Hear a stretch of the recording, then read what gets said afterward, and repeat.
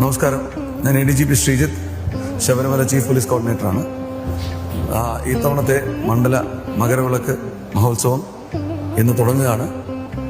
3500ഓളം police ഉദ്യോഗസ്ഥർ police സേനയുടെ ഭാഗമായിട്ട് നിലയ്ക്കലും പമ്പയും സന്നിധാനത്തുമായിട്ട് ജാഗരൂകരായി സേവന കർത്തവ്യ നിരതരായിട്ട് പ്രവൃത്തിയിലുണ്ട്.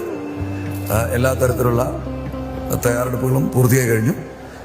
ഏകദേശം 30,000-ഓളം ഭക്തരിന്ന് വൈകുന്നേരം ദർശനത്തിനെത്തുന്നുണ്ട്.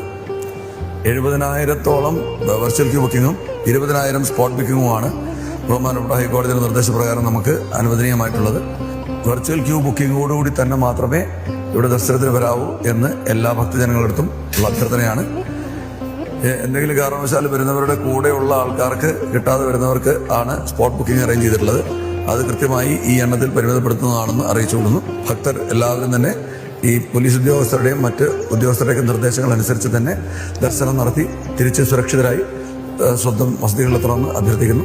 നന്ദി, നമസ്കാരം. സ്വാമിയെ ശരണമയ്യപ്പ.